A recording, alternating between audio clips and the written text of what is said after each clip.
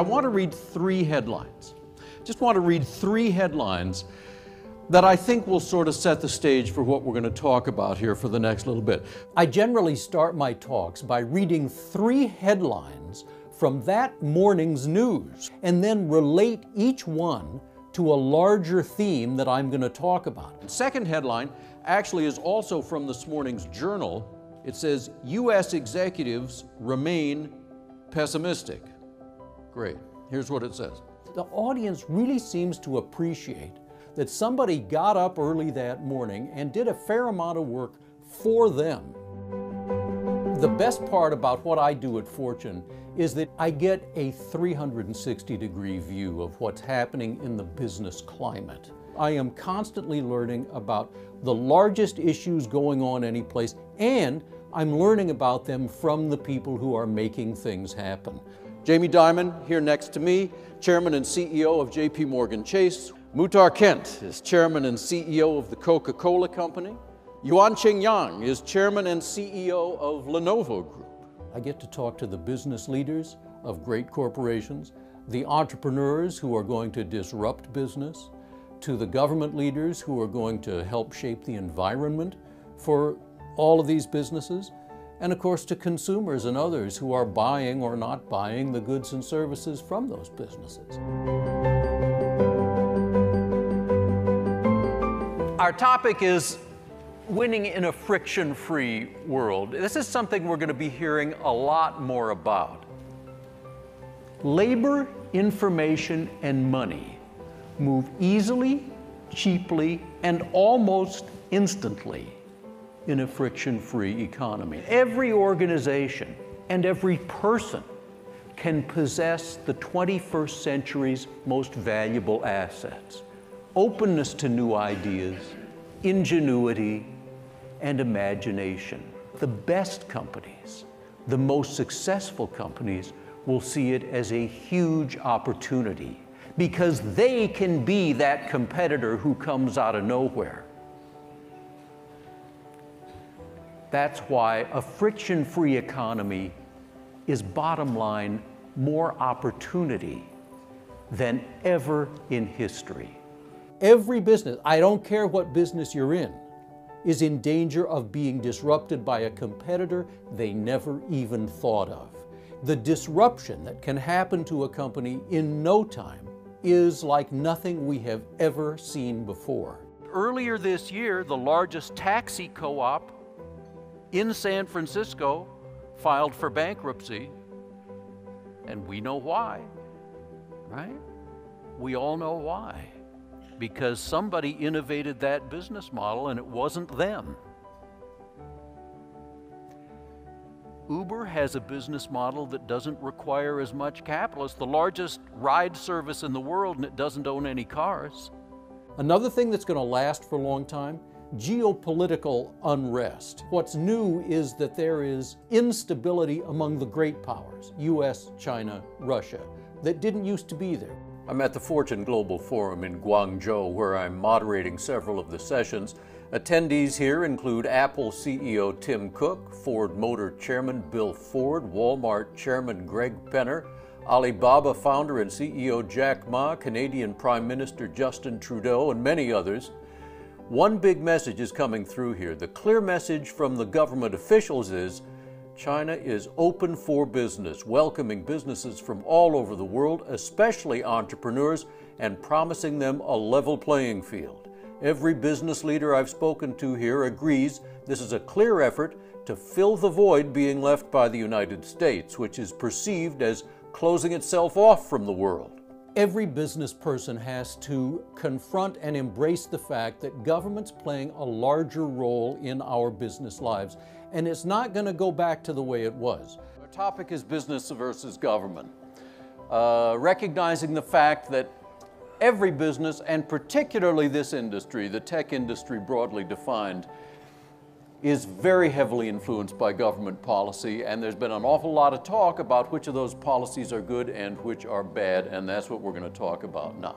Getting ahead of those trends is a real challenge for every business, and I don't care who you are, what business you're in, We can't be paralyzed and think that we can wait for things to settle down. It's not going to happen. The way the best leaders are doing it, they innovate their business model, they manage for value, they build their human capital, and they get radically customer-centric. From where I sit, I get to see a lot of early indicators that really tell us where the economy is going. Is it going to be more consumer-focused, more savings-focused, more export-focused? I can take these bits and pieces that I get from leaders all around the world and put together a coherent view of where the economy is going. Our ability to predict what's going to happen, for some reason, is much worse than it used to be. So let's see what's happening now in the environment, the political environment that affects our business, on issues that affect corporate interests most strongly. So today, we did get, as promised, at least the outline of the big tax proposal from the administration. Steve Mnuchin and Gary Cohn had a briefing with the press at 1:30 this afternoon and presented the outlines. Now, it's just the outlines. This is really just bullet points, and we don't know the details yet.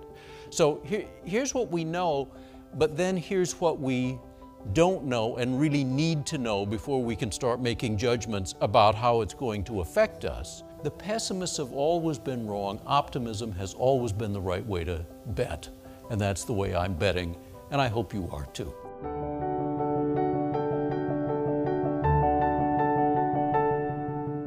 For 500 years, the scarce resource in business was financial capital.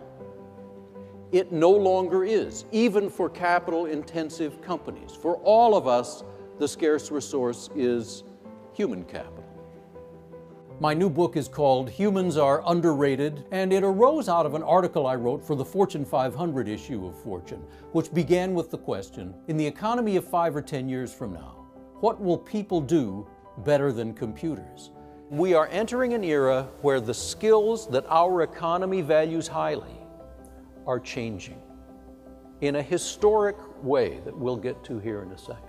Over and over, we're seeing technology taking over jobs that people used to do. Now, people will still be valuable, but we had better figure out what skills the economy will value as we go forward from here, because those are the ones that we have to get world-class great at.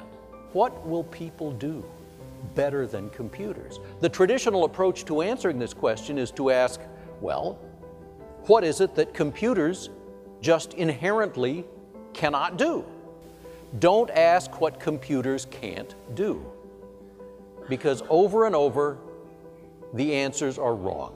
Instead, ask what humans are most driven to do. What are they? Well, that's becoming clear too.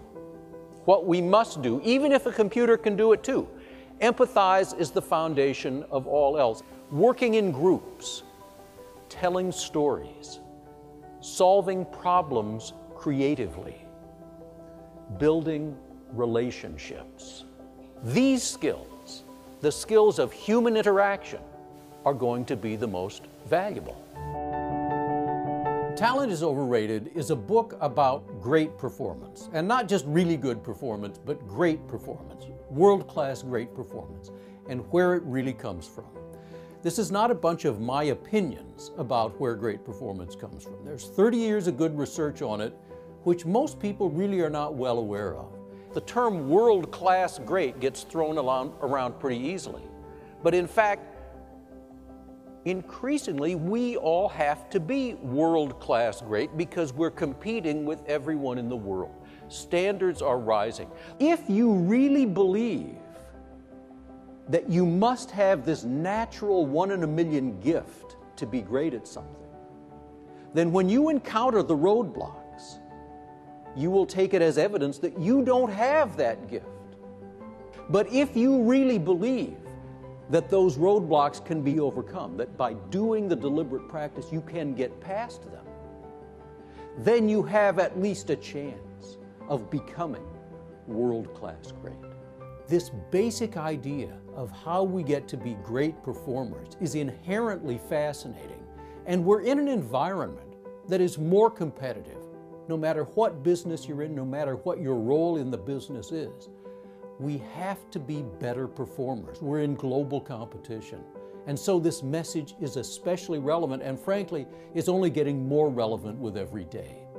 The message that comes out of this is finally incredibly liberating. Great performance is not reserved for a preordained few. It is available to you and to everyone. After I speak about talent is overrated, I am still stunned by some of the responses I get from audience members who come up to talk afterwards, and lots of them do. One of the things is the greatest performers, when I speak to people who are terrific performers, they seem to embrace this message the most. I once spoke about this topic to an audience of 1,000 brain surgeons. Okay, so you talk about intimidating, well, that was my audience. Now, afterwards, we did a book signing and I talked to people. They were lined up out the door, literally. They wanted to talk about this. Even though they were already fantastic performers, they understood better than most how true it is, and they really wanted to get that message. I've been so lucky to interview so many prominent, famous, fascinating people on stage. Both Presidents Bush, Tony Blair, Prince of Wales, 3 Secretaries of State, Condoleezza Rice, Colin Powell, Madeleine Albright, actually 4, Henry Kissinger, Bill Gates, Jack Welch, Ted Turner, Richard Branson. It's a long list, and it has been a privilege to talk to them. I do have a specific way of preparing and conducting these interviews. I do a huge amount of research ahead of time, as you might imagine, but I don't make a specific plan for the interview because I've got to follow that conversation where it goes. The most important skill is listening to what that person is really saying and responding to it, not just reading my list of questions, and also sensing how the audience is responding to this. My whole objective is to make this interesting and valuable for the audience. I want to bring out from that person across from me stuff that will be memorable, that those folks will talk about for days or weeks or months after we're done. Good morning, I'm Geoff Colvin of Fortune. Our topic is jobs for the 21st century, and that video did a pretty good job of setting it up. The world of work is in transition and it's radical. Many people blame technology for loss of jobs, for stagnating incomes. Many other people blame globalization for it. For the first time ever, there is serious debate among informed people about whether technology will create more jobs than it eliminates. The one thing we know for sure is that jobs are going to change dramatically in the coming years. They're already changing, and what that means for companies as well as employees and societies, that's our topic. We have 2 terrific panelists to talk with us about it. You know, I love speaking. I just love doing it. And I think what I love the most about it is learning all the stuff I learned from doing this. And it starts well before the event. You know, we do a lot of preparation for these events, and I am on a lot of conference calls. The hard work always pays off. We get a better result at the event if we have put in